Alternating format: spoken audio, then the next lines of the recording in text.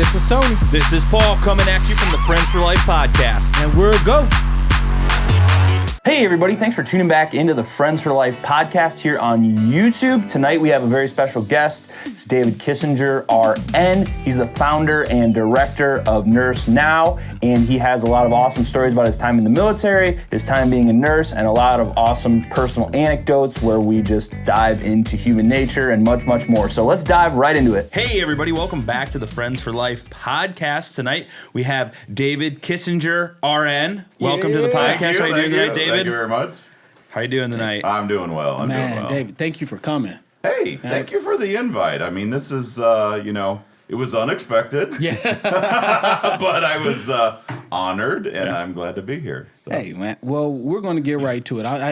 Our listeners and our viewers, they're used to a lot of diversity in what we do. Every single person that we talk to doesn't have to be in the DD field. Mm-hmm. And we do that because everybody in the DD field that's not all we do. Mm-hmm. We are people who like to travel and do different things. Mm-hmm. But honestly, you are really close to that. So if you could just explain to the people what you do. They heard you're RN, but just explain a little bit about yourself. Yeah, so I'm a registered nurse. I've been a registered nurse since 2003, and went into nursing after serving in the military. I was a hospital corpsman. Thank you for serving our country, It was an honor. Sir. It was a real honor. So I worked as a hospital corpsman in the Navy for 6 years, right out of high school. I did take some extra time off and went in November. So had a little enjoyment there that summer, but there you go. Joined the military, went in as a hospital corpsman in the Navy, and really learned a lot. You learn a lot in the military. Yes. They let you do a lot, and it was a real education. And man, that's awesome, because one of the first things that I can say for myself, I had a lot of family who grew up in the military. Mm-hmm. Personally, for me, I was too nervous to do it. Mm-hmm. It didn't feel like my calling. Mm-hmm. So I'm more than grateful for people like yourself who can take that up. Because some of my family said, "Hey, Tony, when you go join the military?" I said, I'm going to be a lawyer. Anything but. Anything but that. And that didn't work out. As you see, I'm not a lawyer. Well, I mean, the bottom line is it was a great experience. It was hard. It was tough.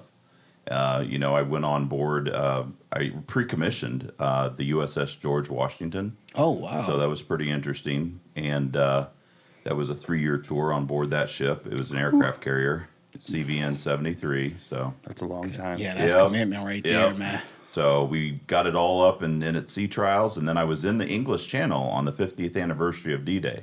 Really? Yeah, so that was pretty cool. Dude. I met President Clinton and his husband and her husband too. Yep. And I love it.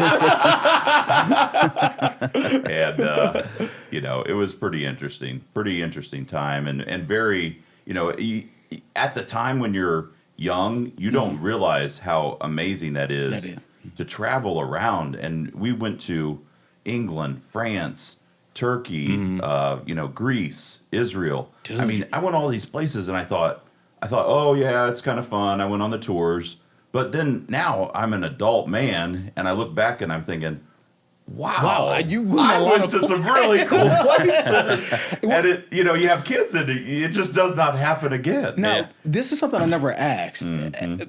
Does the passport still work the same when you're in the military? Like, do you still get military stamps? ID? Yeah, you have military ID. So they're not stamping like a passport that I would have. You could. I would just do but that. But your ship just pulls in, and you do. And you pop up. And they unload you.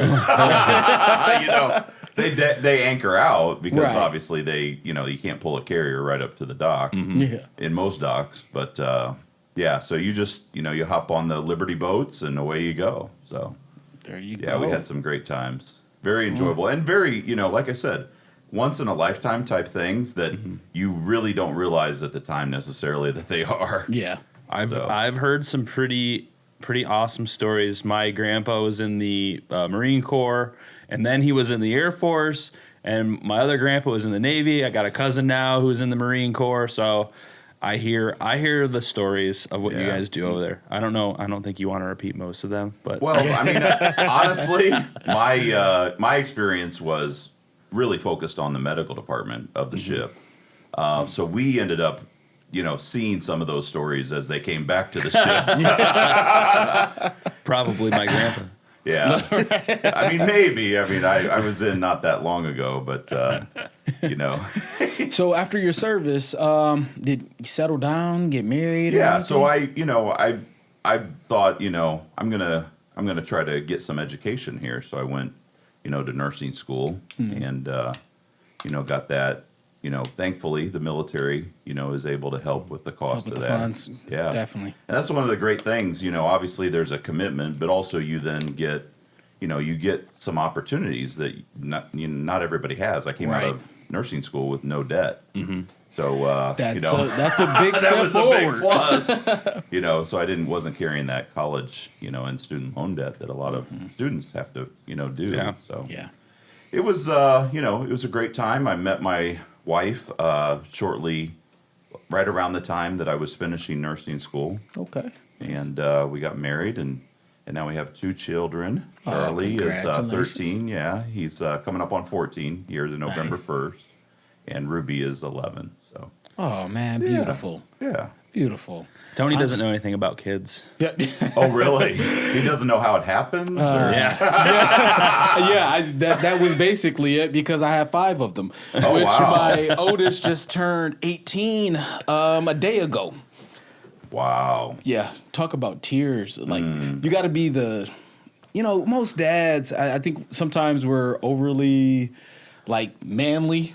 Man, I cried in the bathroom. I think that's good. I mean, here's the thing: we are emotional beings, Yes, we are. and some say, the men are more emotional in many ways if they're honest with themselves. Yeah.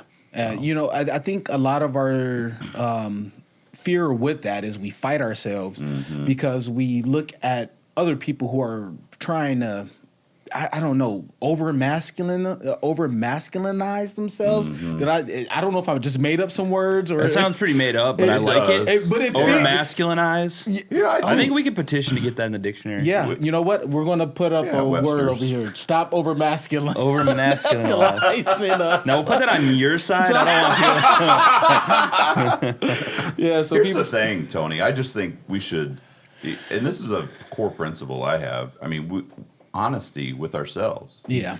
I mean, we talk about, there's so much dishonesty in the world, but honesty, it should start within. Yeah. And let's just be honest. I mean, I'm an emotional man.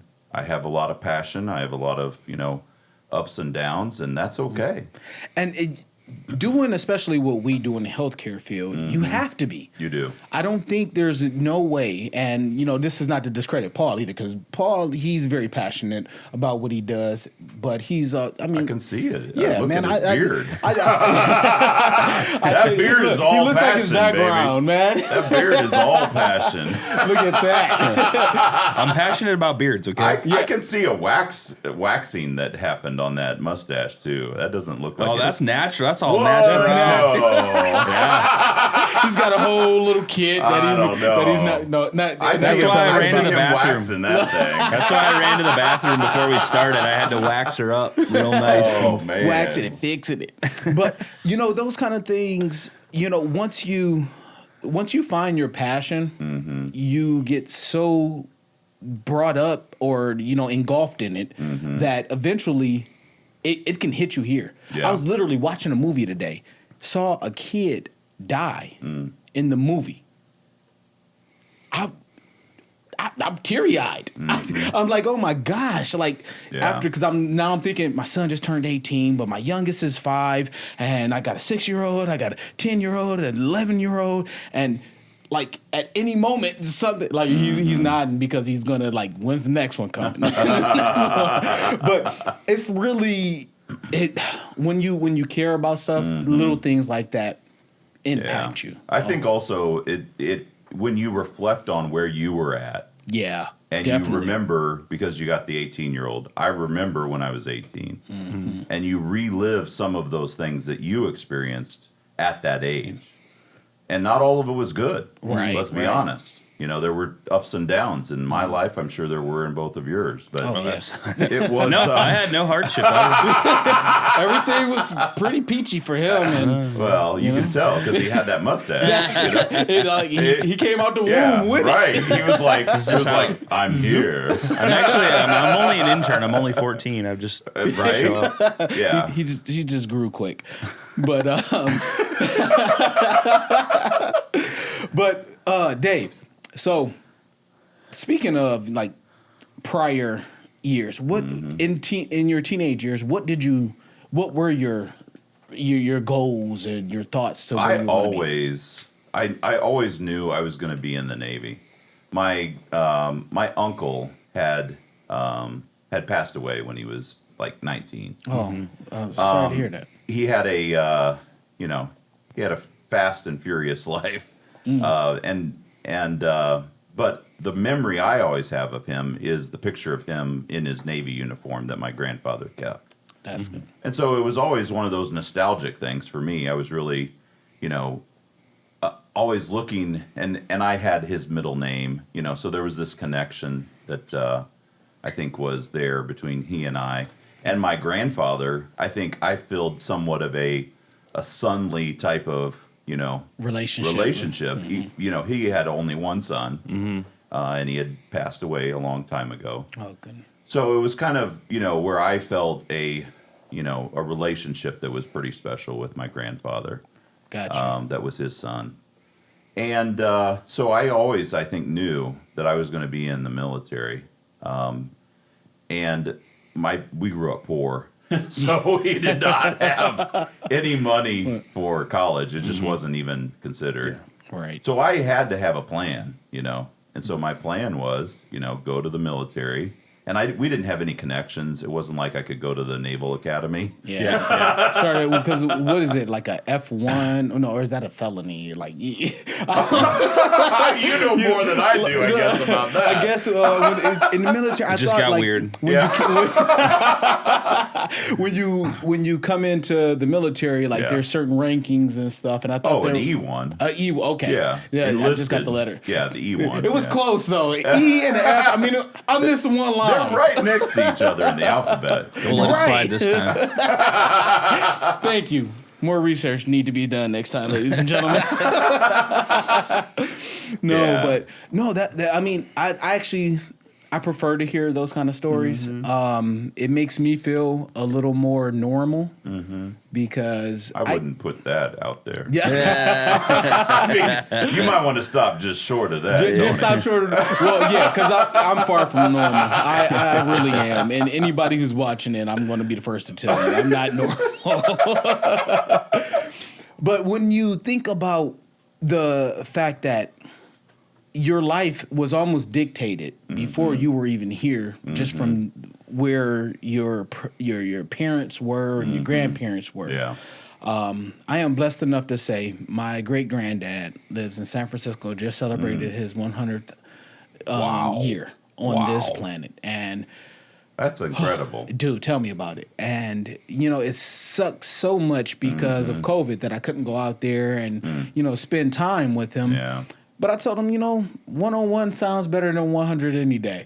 So next Right, year we'll right. be out there. Right. But it's next year in San Francisco. oh man, and it's gonna be an awesome time because Yeah. I'm not holding any expense back. Right. Whatever you want. Can we do a podcast out there so you can expense for me I to think go? we should. Honestly, this should be our follow-up interview. The three of us. Yes, and you know what? And right With your now, I'm great-granddad. about to throw it out. He broke his other hip today. Just last year, he broke one hip. Now he just broke the other one a couple days ago. So as soon as we're done taping, I'm going to call him on the way home and talk to him.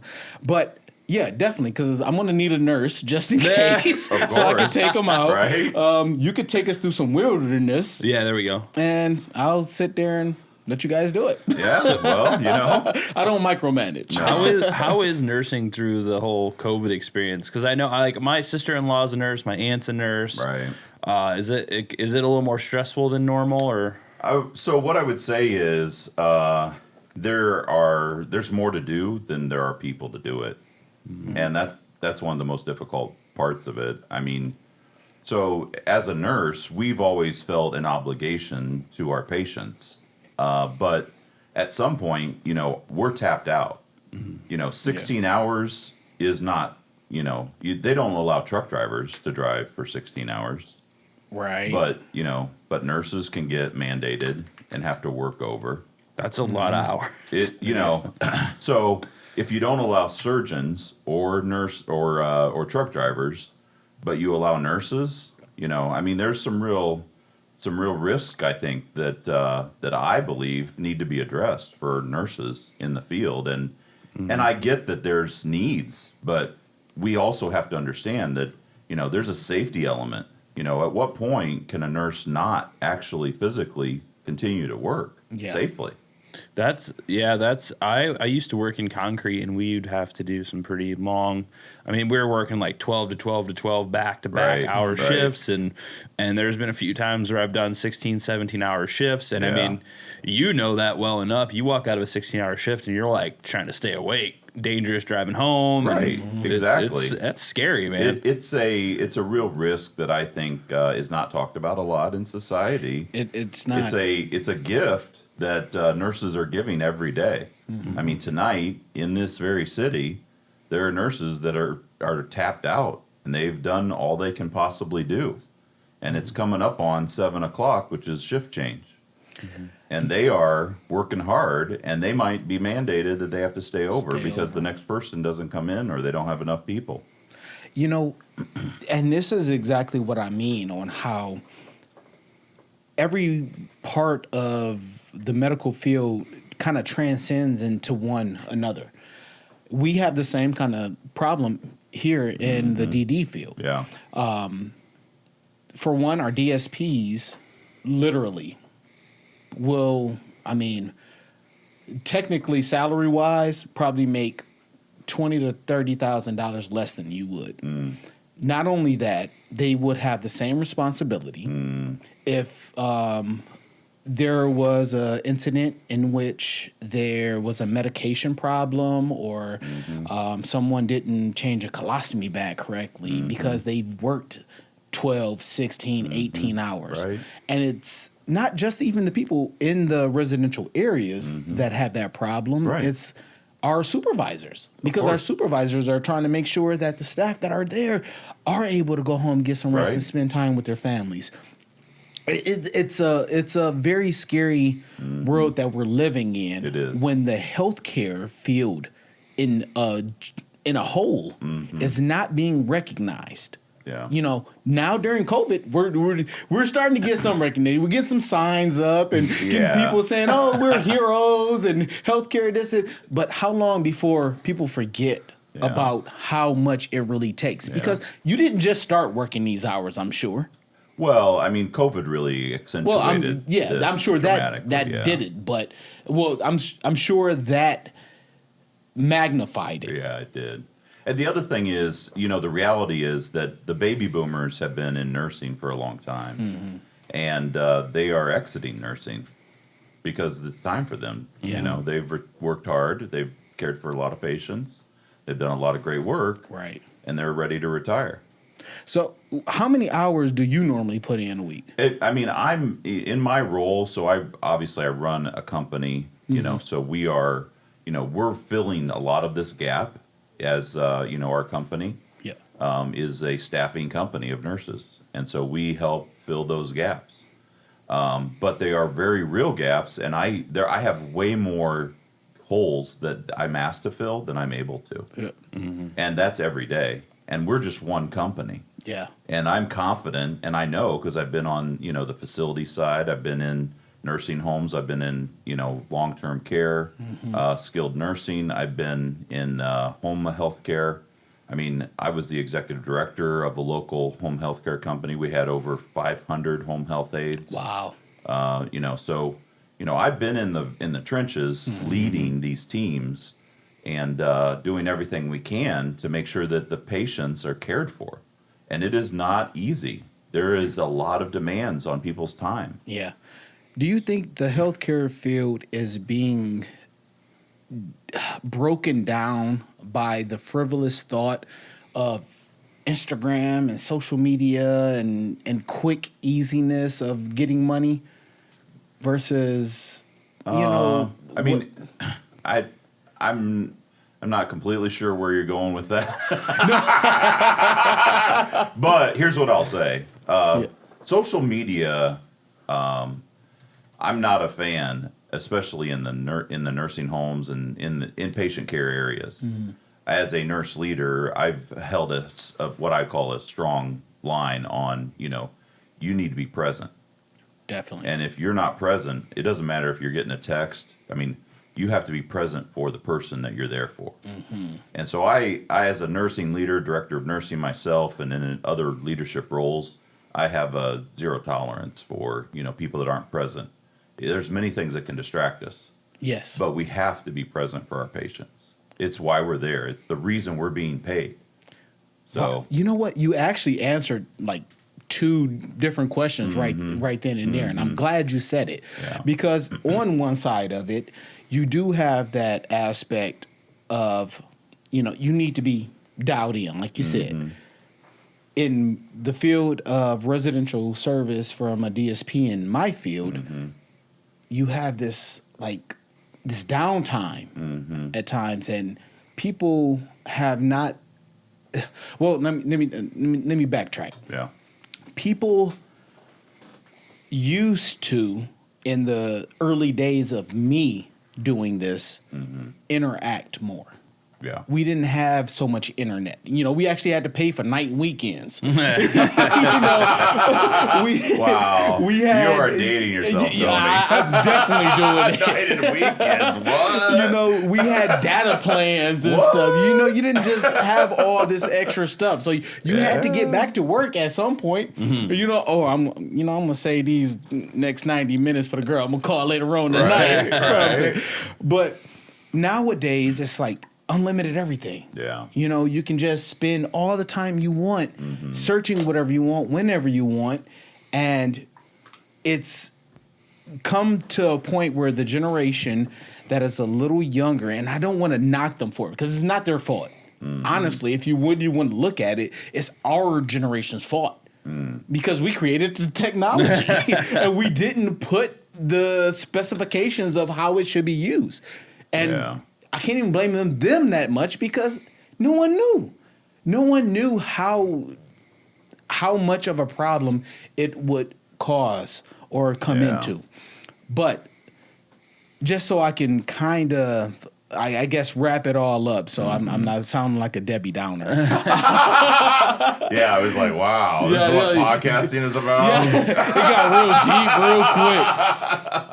I want people to have more affection for what they do. When they come and they spend time with our individuals, instead of checking your Facebook and everything, how about you interact with your client and their Facebook?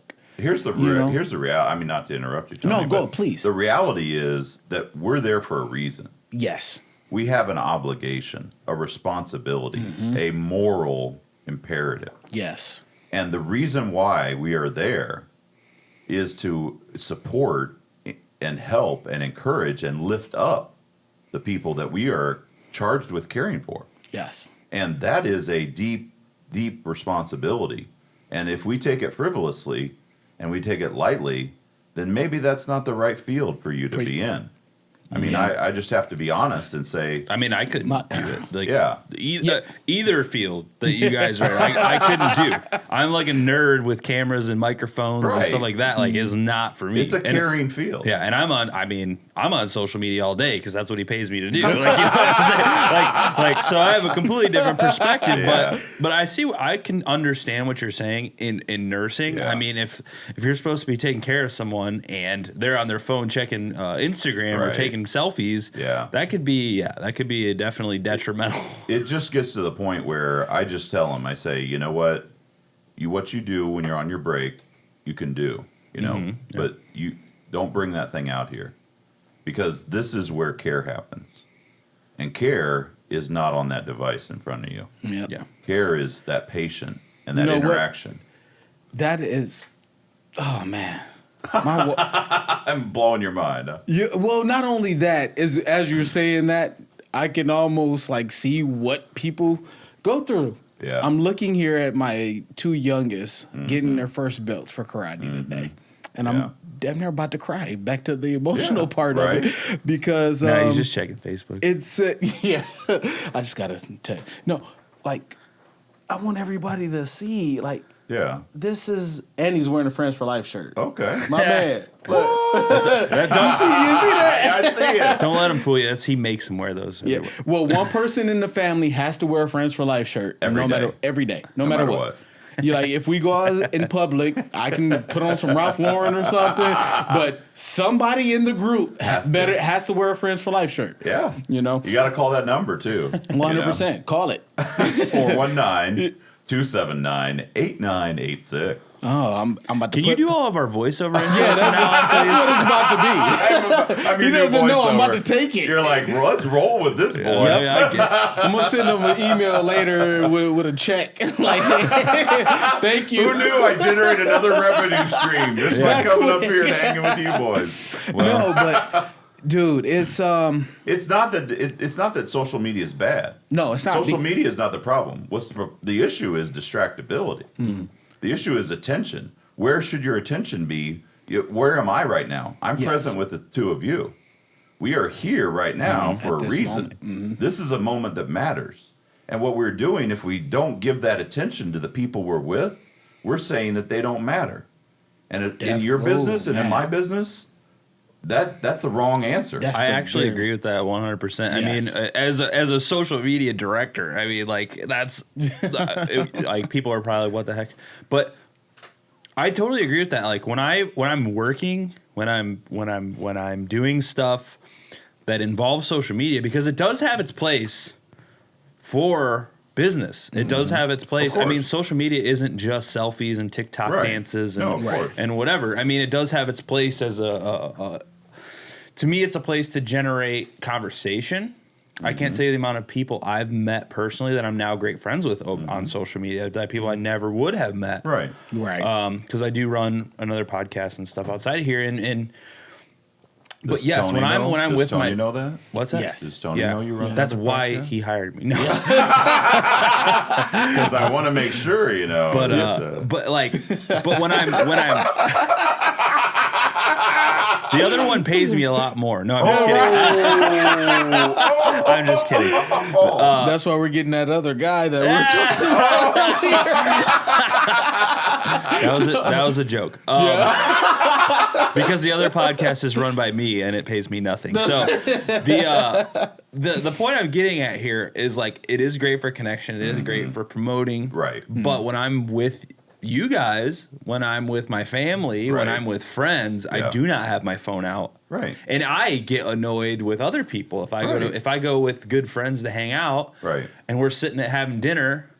And Yeah. I'm the social media guy. I'm the only one of them who gets paid to do social media. And I get annoyed when they're sitting there on Facebook. I'm like, what? Couldn't we just have a phone call then? It's just, I mean, the plain and simple truth is it's about respect. Yeah, 100%. And I agree. respect is being present. Yes. It's disrespectful to not be present because what you're saying is whatever's on there, it could be a great, wonderful thing.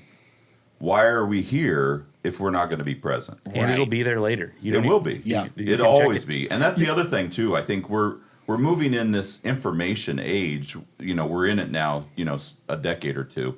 And we are, I think, realizing, I hope, that information and knowledge and education is not singularly the issue. Oh no. There's so much information that there's more than any of us can consume in our lifetimes. Oh, It 100%. hurts how much. So what information. really is important? Is it education? No.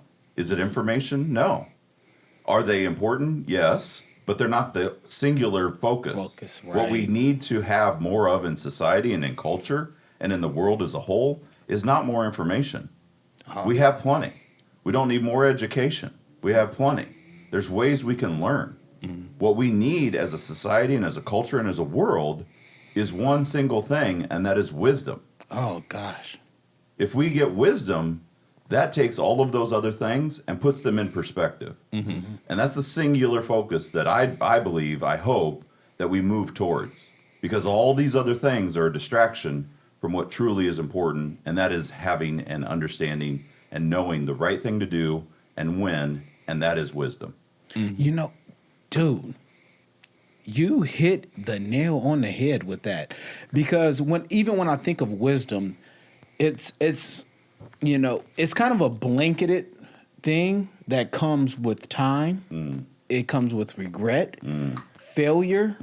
It comes with some faith, some accomplishments. Right. You know, integrity. Wisdom is a very big word. It is. And a lot of people don't understand that, but how you just summed it up, I mean, it gives me chills because I definitely agree with it. The compassion side is the part Right. that I do the most with, I think, and that's what helped me become who I am. Right. I was actually just looking at a LinkedIn post from somebody that I follow, and he said he had something in there about emotional intelligence. Is it one of the most important things in business? Yep. And yes, I literally, in the very beginning of starting Friends for Life, or really, you know, starting to grow, and I was hiring supervisors and stuff, I told them they need to read Emotional Intelligence 2.0. And, you know, I'm not endorsed by them or anything, but I think all people should actually read it and go through it, take the quiz, and check themselves 6 months later and see if they're better at it. But, like, people thought I was just joking. So I gave them the books, told them to, you know, get back to it, let me know. Right. Around this time, it was when I was going to be doing bonuses. I held every single one of their bonuses because none of them read the book. I bet the week after. Wait, we get bonuses? I read it. No, I'm just kidding. Yeah, I got the test. I was good. Great. Give me my money. No. But, you know, the week later, they all showed me their tests or their quizzes and that they read it and all of that. And then I, you know, did the bonus. But it's very important because there's no way you and I can relate if we can't even tell if either one of us are pissed at each other. This is the essence of what it means to be human. Yes. I mean, if we are not sensitive to those around us and we're not in tune with them, we're not aware of them, this is the essence of our humanity. And that is what we need to get better at as a society, a community, as a world. Those are great gaps right now. And that stuff is not easy. It's not. Being nice to someone is way harder than being mean. And it's not even, I mean, not to belittle, you know, your comment, but it's not just about being nice. Yeah. I mean, it's about something deeper because you can be nice on a superficial level and it's meaningless. Right. There's a courtesy, but it's like that English courtesy where they're like, oh, thank you, sir, you know. You know, and basically they're saying F you, you know. Well, no, for real. You can always tell because a lot of the stuff, like all the networking I do is you know, we need to stop talking about social media, but it's where I live. But a lot of networking things, like there's a lot of superficial stuff out there, and I try, and people underestimate people. Like, people are not stupid. They can tell when you're being fake. They can tell when you're trying to scam them most of the time. Sure. They can tell when you're trying to just, you know, take advantage of them. And you can see it, like, even through text conversation or whatever, you can always tell because I talk to people all the time. I probably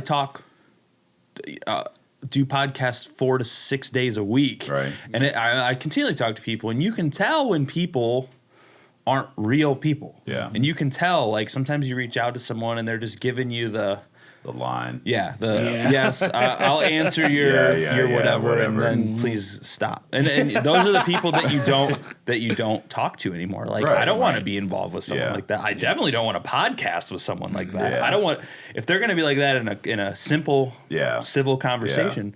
Next. And I personally try to like if you have a fan and they reach out to you and you're an ass to them, they're not going to be your fan anymore or your friend or or they have no self-esteem and they'll continue to be your fan. And, I mean, but seriously though, like that's bad for them. I mean, come on now. Like we need to give them some counseling. Yeah, So like you brought up a good point though. I think what's really important is that what you're starting to skirt on is that there's a sense within us. Yeah. There's a brain. We have obviously a high level of ability to think and reason, but there's also what you're starting to hit on, which is the gut reaction. And it turns out that most people have a very well developed gut. And you've said, you've heard said where, like, I'm going by my gut or, my gut this or gut that. My instincts. Yeah. And stuff. But the reality is there's a heavy neural pathway. And a lot of people don't realize this, but there's a heavy neural pathway in our abdomen. And it runs along there. And we actually have responses that our gut can tell us things. So it's actually a legitimate neural pathway that runs in our abdomen. Wow. And you can have a gut reaction and it actually is authentic. It's telling you something. And so what I'm getting at, I think is really important, is to be aware of yourself. Who am I? What am I feeling? And what is my gut telling me? Because your gut may tell you something different than your head, but you need to listen to both. And that's, I think, a very important part of our humanity is to acknowledge, our gut, there's a meaningful reason why our gut is feeling the way it is. And let's explore that. Let's understand ourselves. Yeah. Well, people have incentive nowadays to not be themselves because of the presence online. We just keep coming back to it, but this is the world we live in. This is a real thing. I'm glad you're bringing it up. But we're all guilty of it on social media. I have a persona that I put out there, Right. And everybody wants to look good, wants to be good, wants to give off this image of being better than they are, and a lot of people are not honest about who they really are and how they really feel. And that is kind of a problem because it's not, you should be yourself. You shouldn't have to pretend to be what you're not to impress other people. And I've fallen prey to it, man. I grew up playing music, which is like the ultimate look at me, I'm cool kind of thing. And nowadays, I don't live by that anymore. I try and be a genuine me online, everything I do, because. But he got a record deal. But that was after I stopped trying to be somebody else. That's what I was insinuating. I don't dress up and play fancy anymore. This is what I'm just a 30 or something dude that wears flannel now because there's no faking it. I just am what I am, and I think the world needs more. What I'm getting at is people need to be more genuine and stop trying to. Well, I mean, the word I think of is authenticity. It's same, yeah. I mean, that's what I'm saying. Are we truly authentic? And I think the world is craving because there's so much phoniness and there's so much, these things that we put between ourselves and others. And if I could, Dave, just real quick, not to really interrupt, but it's not new. It's just now it's easier to access it. Yeah. You can see it much easier. Growing up for me, we had a certain term for it, but we lived outside of our means. Yeah. I had some of the most expensive clothes, coats, and things. I remember one time I went out to a club at 19, 20 years old, and I counted the amount of clothes that I was wearing. And it was almost like $3,000. The coat that I was wearing itself was like a $900 coat. You know, the shoes were $200. The jeans were this. The underwear. This. I mean, everything. That's more than my whole closet right now. Wow. Now I don't have this. Tony had a great upbringing. I missed out on no, that. because you know what the sucky part was? What's that? I'll go back home and the lights will be off. Yeah, Or but the that heat wasn't would- your bill. That was theirs, Yeah, you know? But that was the mindset. Wow. You know, and that's where we kind of are right now. You know, my 18-year-old son, like I said, just turned near teardrop. We had a conversation the other day. He said, Dad, you know, what do you think it'll cost for me to get this such and such car and blah, blah, blah, this, and it's a 2020. And he was, what car I is don't it? buy new cars. He, man, I don't buy 'em. we're going to talk about that as soon as I'm done with this. $40,000 was the car. Wow. And at this point, he wasn't even 18. So at 17 years old, you're telling me you want a $40,000 car. Wow. You don't even live on your own. Like, how in the world are you expecting to purchase this? Yeah, but I'm I'm never getting a used car again. And the reason why is because I had them so much in my life Really? that the point that I mean, I still live in my same home. Yeah. I have not like Paul will be the first one to tell you. I have the only upgrades that I really do is typically for Friends for Life. Like, guys, see the merch? You see the merch? You know, we do that. I bought this from Laura, one of our individuals. She's selling them. Don't worry, they'll be in our social media. Right. But I don't do anything special. And it's because I am dedicated on being tuned in to Friends for Life. Yeah. But yeah, I'm into leasing now. Yeah. I'd rather lease something, turn it in, and I mean, Yeah. I don't have to worry about flat tires. Yeah. You If know, they any get work. you, though, if you drive a lot of miles like I do, I'm all over the state of Ohio. Yeah, see. And I put 1,000 miles on my car in 1 week just 2 weeks ago. Yeah. So, yeah. So I think, I like the leasing idea.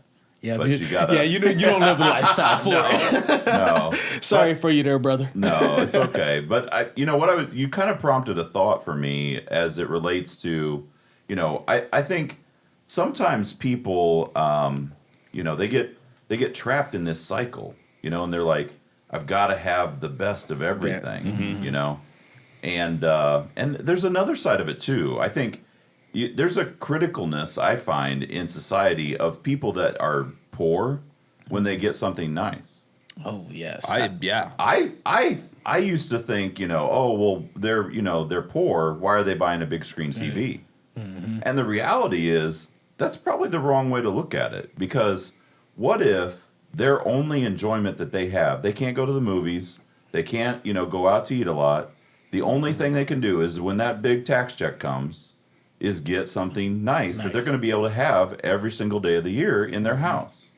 And so why are we critiquing whether they got a nice cell phone or a nice car or nice clothes, and they're not doing great, but they have something that we think is beyond what their means should be. Should be, yeah. I think we have to be careful with that, Oh, absolutely. You're definitely right there. I think people kind of need to mind their own business. Right? Well, it's tough. I'm sorry to interrupt real quick, Paul, because each and every person's synapse, they fire differently. Paul and I, one of the reasons that we are as close as we are is because we have the same business mind. We will sit here and we will bust our asses for weeks upon months without seeing any real result. And it's not like, hey, let's just stop this. It's, hey, let's come back to the drawing board and see why it's not working, right, or why it's not functioning. Some of the hardest parts in our poorer areas, I personally believe, and I haven't been in everybody's quote unquote poor lifestyles or unfortunate lifestyles. I'd rather say that. Yeah. So I don't know the struggles that they've been through. Right.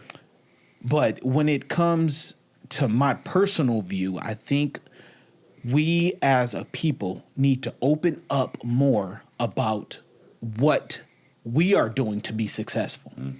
Like it's not fair that we sit here and we make it out, especially like you and I, Dave, out of poverty and not be able to trickle that down in some sense. Yeah. Now, if the people below us don't want to, let me not say below. If the people who we're trying to say this to, I wasn't going to say anything. Yeah, like, nice save, Paul. I think we have a closet classist here. it only happened after I made more than $30,000 a year. I have an anthropology degree, man. You can't be saying shit like that. Do you really, Paul? I really do. Wow. But Well, I don't like to admit it because people make fun of me. Well, the other thing, I mean, you bring up a good point about education. Not everybody has the opportunities that we've had. yeah, I mean, I was saying earlier, it's not all about education, but education does make a difference. education, opportunity Right. / luck. And the other thing I think that people often forget is mental health. Oh, If we're not addressing, and now I'm thankful that the Affordable Care Act really went in this direction, where they are now embracing and understanding the value of mental health, because we are looking at a major shift, I believe, in enabling people to move out of poverty because they now have a healthier view of the world. yeah. And that's not something that that they had the opportunity for if they weren't, getting the mental health care that they needed.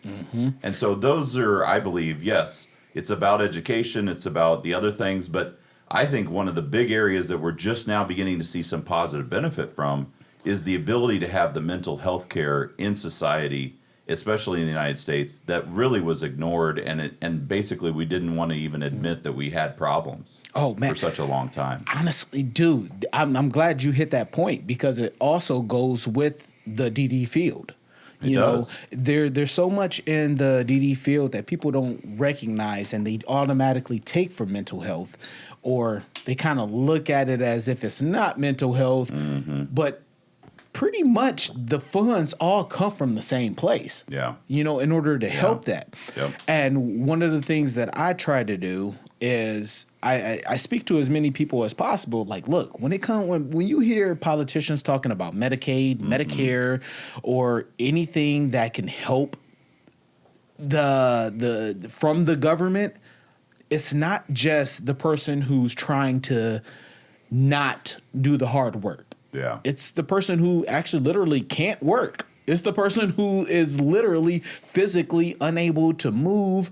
The parents have to step in and help. Yeah. And when you cut these funds, you're cutting the pay for the healthcare workers, which make us we have to now hire people who are not as qualified. Right.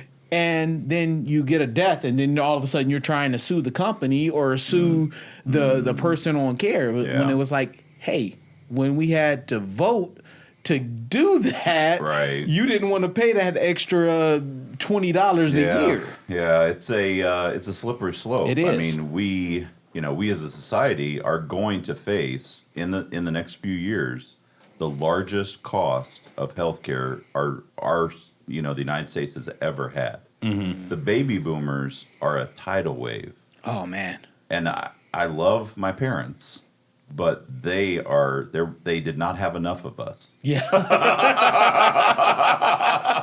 To be able to Right. to And there was successfully way take more care. of them than there is of the generations following. And tell That's me a this. real risk. Do you know the numbers? Is more of that private pay versus It's all insurance? going to be corporate. It's all going to be government because they're all going to turn 65 and they're all going to go into yep. Medicare. So, I mean, Medicare and Medicaid are systems, and Social Security, frankly, Yeah. are systems that are not positioned for this wave. Every time I hear Social Security, my stomach hurts because Yeah. I don't Well, think you and I both know we're not going to get it. Yeah, we're not going to touch a penny of that. But here's the thing. This is something that we should be solving right now. Yeah. They've had the opportunity to solve it. They've not taken action. And now it's becoming a crisis. So we are going to have a tidal wave of retirees, of people that are on Medicare, and of people that need those services that they've paid into for decades. And we need to be ready for that. And there's no one that's truly, I think, taking this seriously. It's almost like there's going to be some magical, solving of this problem, which is not going to happen. Yeah. We have to work to solve it. That's human nature. It is. Reaction rather is. than prevention. Yeah. Procrastination. In the medical field, you know that probably better than anyone. Everything is, Yeah. how can you fix me instead of what should I be doing to make sure I don't get fixed? I have to get Right. fixed. You know what I'm saying? I always say, like, to people, it's always about, everybody wants to be fit. Nobody just wants to go to the gym and eat right. It's like the same thing with health. Like It everybody is. wants to be Yeah. healthy. They just don't want to Yeah. take the steps it does to be healthy. So You're right. I'm You're sure right. you deal with that. Just Yeah, like people- being rich. I Yeah, mean, people want a pill. Yeah. It doesn't work like that. Yeah. It does not work like No. that. hey, Dave. Yeah. When you and I first kind of got in contact with Yeah. each other, you were doing CPR and first aid. Are you still Yeah. doing those things? or- It hasn't been a big piece of what we've been doing lately, just because the needs are so great as it relates to staffing. And Yeah. so Yeah. there's so much demand for LPNs and RNs, and like we were talking about, the baby boomers are retiring from nursing just like they are from every other field. Yep. Yep. And so what's happening is that there's this huge demand for nurses in the field at the bedside, caring for people in the home, in the workplace, in nursing homes, in skilled nursing, long-term care. The demands are just enormous. And so that has really been our focus for the last, I would say, 12 to 18 months, has been a heavy, heavy focus on being able to meet those short-term and critical nursing needs in those environments. What advice would you give to people that want to get into the field? Because I know my sister-in-law just took a job as like a traveling nurse. She was working locally. I think it was like something with a heart. I don't have any medical background. I have no idea what I'm talking about. But she just took a job as a Tony, traveling I nurse. think that's a little obvious, isn't it? yeah. I wanted to stop him as soon as he even started. If you guys want to talk about trees or backpacking, I can go all day. But yeah, like what advice would you give to people getting into the field? Because you're obviously a veteran. You put your time in with this Yeah. over the last Yeah. few years. So what advice would you give to the youngins that are coming up to fill those gaps? Yeah, it's a wonderful field. It's so rewarding. I mean, the opportunities are frankly endless. I am a perfect example of all the places you can work as a nurse. So I've worked in factories. I've worked on job sites. I've worked in construction. I've worked in hospitals. I've worked in ICUs. I've worked in med surge. I've worked in ERs. I've worked in nursing homes. I've worked in skilled nursing. I've worked in long-term care. I mean, the opportunities in nursing are endless. Well, that's why you're at the top. Well, And it's okay. Yeah. Definitely take that, because in order for me to get where I had to Yeah. be, I had to work every single position at every single company that I was at. Of course. Yeah. If you don't know the company in and out, how could you ever run one? Right. And And- I think that was the real lesson that I learned, over my years in all the different areas. And there's actually science behind this too. It turns out that there is a moment, there's genius that is from youth, basically. You always hear about the Doogie Howsers, right? Yeah. But there's actually a science around this, what I guess, for lack of a better term, is the middle-aged genius. And what it happens is that as you age, you begin to have tried so many different things that your trial and error, and frankly, in my case, many failures, have led to my opportunities to succeed. And so that happens through trial and error. And so your genius doesn't necessarily have to be that you're a genius from a child, but over time, there's a separate genius that it actually emerges in middle age and beyond. You just explained me. Thank you. I needed that. Yeah, I'm telling you, it's actually it's very valuable because it's based in experiential opportunities that you then process, and then you're able to extrapolate the right things to do, and it's great for leaders. Well, you can't.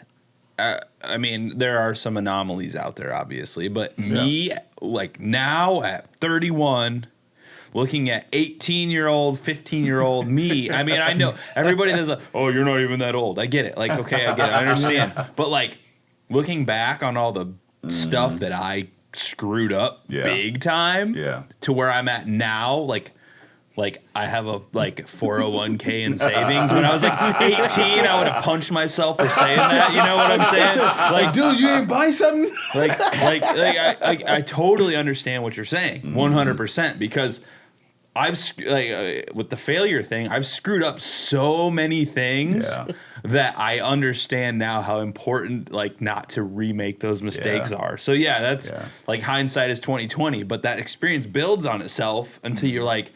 But do you get frustrated like when people are like younger people or anybody even like they ask you for advice and you're like, dude, I've screwed this up, don't do it, and then they do it anyway and you're like, I've already screwed this up 100 times, just listen to me please, I'm trying to help you.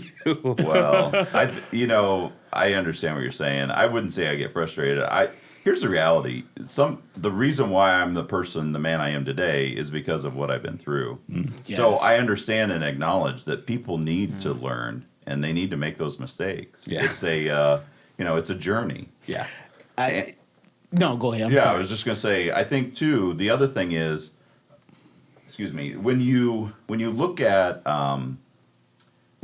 life, and you look at, especially the three of us, we all suffer from a disease. I don't know if you know this, but as a nurse, I need to tell you that each of you and I have a disease. And the disease we all suffer with is maleness. Yeah.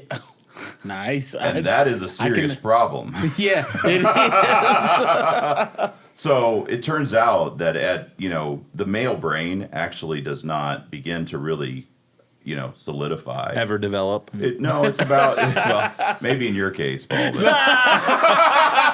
Not the first time I've heard that one. Tony and I, our brains, we're a little closer. Yeah, around 25, we started to, and this is scientific. Yes. Around 25, the male brain then kind of basically begins to solidify. And the frontal cortex and all of that. It begins to be fully developed, exactly. Yeah, I yell at my kids about that all the time, and I always let them know. And it's important as a parent to know this. Yes, and when you have an 18-year-old son, and just a couple of days he was 18, so I'm, for the sake of the podcast and people understanding, talking to a 17-year-old for months upon months about a business plan is very difficult. Yeah. Because it's like, dude, you can't just keep pulling a business out of nowhere and just saying that you're passionate about it because you think it's going to make you a lot of money. Like, that is not it. And we all went through it. Yeah. We've all been there. Yeah. It's like if you look at most kids and stuff, when they start talking and you ask them, what do you want to be when you grow up? And which is one of the stupidest questions I think we should ask our kids. Like, anybody listening to me, stop asking your children what they want to be when they grow up. If you're going to ask them anything, ask them, what do they like? Just ask them what they like. They'll tell you what they like. And then the things that they don't like, don't put them in tutors for it. Put them in tutors for things that they like. I'm telling you, your money will not be wasted. Yeah. And your time will be appreciated by them, that you put it all out there for them for something that they enjoyed. Yeah. And this is a good life lesson. It's also a good business lesson, because when you focus on what you're uniquely qualified to do, you will have the ability to do it better than anyone else that does it. And that strength is where you need to put your efforts. Yes. I began to put people around me on my team that compensated for what I was fully aware are my weaknesses. Amen. And that's the way you build a strong company. Yep. Yes. And I think the only way. Yeah. Because, if as leaders we don't do that and surround ourselves with people that offset our weaknesses, then those are going to be corporate weaknesses in our organization, and that will trickle down, and our organization will not be able to be as successful as it could be otherwise, because we've left a gap in our organization. Yeah. And so those are the types of leadership lessons that I think are good, that we're learning, and it's good for us to pass those on to our children as well. Yeah, I mean, I don't have any kids, but I know that. I can see why. He's a good uncle. Trust though. me, you have a good judgment. I'm gonna tell you that I'm gonna tell everybody though. Paul is one of the most excellent uncles that can be. He teaches my kids all the naughtiest and baddest things wow. to do. What a great And role. then he What a sends great them back honor. to me and say, "Have fun, Tony." I got them ready for you. Absolutely I primed love them it. up. But they have fun, and that's how life is Well, supposed I hope to he's be. practicing though. Oh, You know, I don't know. No. no. We'll leave that for people to decide on their own. We Right. call it Send us some messages. practicing procreation. Send us some messages if Paul needs to practice a little more. I want to see all the comments. I need all the Put those in practice I the can get. comments. Yeah. Let me see. There is a ring there, so if he's not practicing procreation, there might be a problem. Hey, My wife Paul, I is can gonna help murder me. you. I yeah, can help you with this. she's gonna be at you for No, this she one. probably doesn't Paul, listen I'm to a this podcast. nurse. This is confidential. Oh, You can okay. share it with me. Yeah. We definitely. Hey, my man. Are you sure you don't have a comedy podcast? This is my first opportunity. Maybe Oh, okay, that's what okay, this okay, becomes. okay. Hey, he's gonna have more, ladies Hey, and like gentlemen. we have those roll-offs, those spin-offs, right? Yeah. You know? Yeah, That could exactly. be like a spin-off of Friends for Life, you know? Heck, you know what? It's funny that you say that. Next week, we're meeting with an MD down in North Carolina. I don't want to say his name right now because I want it to be a surprise. Mm-hmm. He's a nationwide awesome guy. You know, we spoke and it was like us. Yeah. Instant chemistry. Yeah. Like I am so happy about it. So to have more take on the medical field Right. is exactly what we need right Yeah. now. You Yeah. know, not just for the DD field, but for humanity. Right. And that's what a lot of people get, I think, misconstrued sometime about our podcast. It's not just about DD. Right. Like the DD field is going to be here. It's going Sure. to continue to grow as the population continues to grow, and it's going to start going more into the mental illness and so on and so forth. But I want to say you're welcome to Dave well, thank on the you. simple fact on this part. He doesn't know why It's yet. qualified. But it's definitely a you're welcome because anybody who comes to our company and they start talking this, oh yeah, I want to be a nurse and this, that, and the other. I always tell them, you know what? This is a great way to get into it. Yeah, because it you're is. going to deal with colostomy bags. You can Yep. deal with the mental, the intellectual delays. You Right. can deal with catheters. You're Yeah. going to deal with repositioning. Yep. You know, you're going to get a All of it. whole All lot of it here. Yep. If they like quit in 6 months, It wasn't for yeah, them. it wasn't for them. And you're not going to make Yeah. it because one of the biggest things you might be able to say it, but can you guess what was my biggest training for the field of work that I'm in? Go. Dun, dun, What- dun, what- dun, I don't- dun. what was the your- biggest You training? were trained? One of my jobs. Look, it was not conventional. Oh, But- I think fatherhood. Fatherhood? Nope. Dun, dun, dun, dun. Burger King. Yep. Boom. Spot on. Burger. See, Spot. you knew, Paul. yeah, he's I only didn't know told me his this work story 100 history. times. I didn't know his work history. That was like Looks I was like I got some insider I was knowledge. working from a deficit here, Hey, man. you know what's funny? I already traded my stocks with the insider trading. I used I'm to gonna trick get the people on my SEC resume. FEC after you. It wasn't a trick. FTC. FTC. What? Huh? I lost. FTC. It's Federal the Trade water. Commission. It's the water. I need okay. more hydration. Man, hydrate yourself. You've been working all day. I have. Can't do that. It's a Working, long, hard day. But when I worked at Burger King, I had to work with people of quote unquote normal society. Mm-hmm. Our customers were quote unquote of normal society. And I had to figure out how to fix situations, how to work situations out without, somebody hopping over the counter and punching me in the neck, Right? you know? That's important. And I didn't even have a plan to do that. Us, we're lucky enough in the medical field that we, at least most of the time, when we walk up to the people we can at least read something about them. Right. We know a little bit about them. Yeah. And if it's something negative, it's going to be highlighted and circled like, hey, yeah, you might want to be careful. So that's where I learned a lot of what I needed. Interesting. But yeah, when it comes to the healthcare field, especially nurses, doctors, LPNs, ESPNs, and everything else.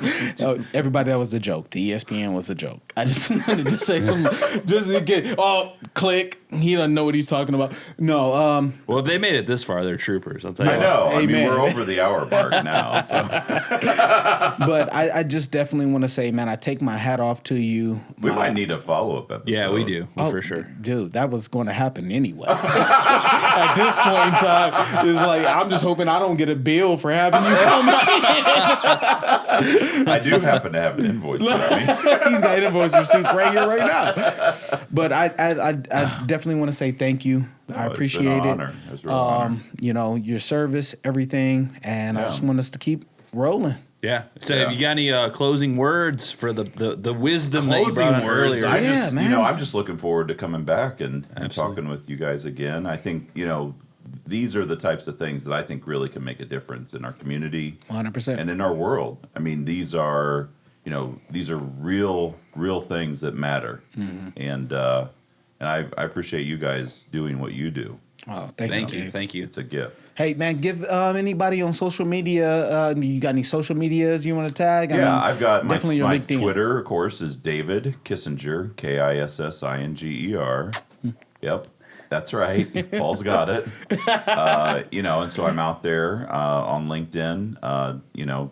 David Kissinger, which you obviously know. Yeah, that's how we That's how we mainly met, communicate. yeah. So, and then obviously I'm on Facebook too.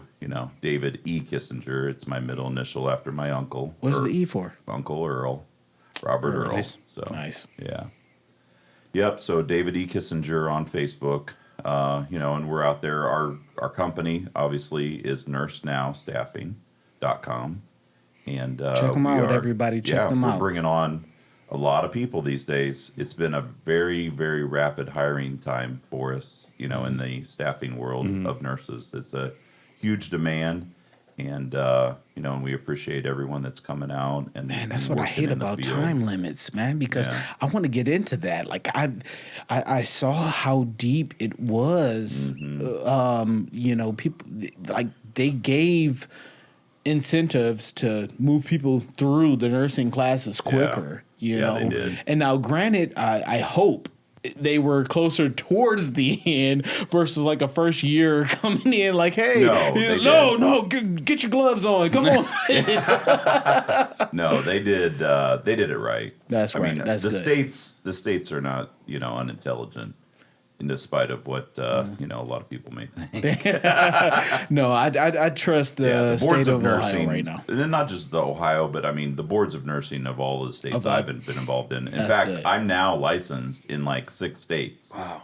Man, I did congrats. not, Nice. and I didn't even really think about it until this whole cycle, and they started issuing emergency licenses. And so now, I thought, well, I may need to help in different places. Mm-hmm. So, and it turns out that was actually a great foresight on my part, because I was able to get these licenses, and then I could travel into other states and take care of things and help. That's good. So it was a real honor, and I was so glad that the boards of nursing saw the value in that, because it was a great way to mobilize additional resources that are out there and maybe not just be located in the state where those nurses are from. So. I feel good about it because I'm only certified in 88 counties. Well, that's all of them in Ohio. In here. Yeah. But hey, everybody, coming soon. You're going to see a Friends for Life tree at some point. Get the merch. No. But hey, Dave, Yeah. thank you. Thank you. Paul, Yeah, thank Paul. you Thank you as both. usual. Yep. I hope everybody had a wonderful experience here. Hey, you want to close it out for me? More than that? No, thanks, Dave, for coming on, man. We'll see you. We will have you back on. And my camera's literally about to die, so we'll call it a day. Later on. All right, thanks, guys. Hey, everybody. Thanks for watching this episode of the Friends for Life podcast here on YouTube. If you can, give us a hand and go down below and hit that subscribe button. I want to take a minute here to thank David for coming on, sharing his awesome experience, his awesome knowledge, and most importantly, making us laugh super hard. That was a super fun episode. If you want to learn more about David, you can find him on all the social media platforms, or you can go to nursenowstaffing.com. And as always, thanks for watching. We'll see you next time.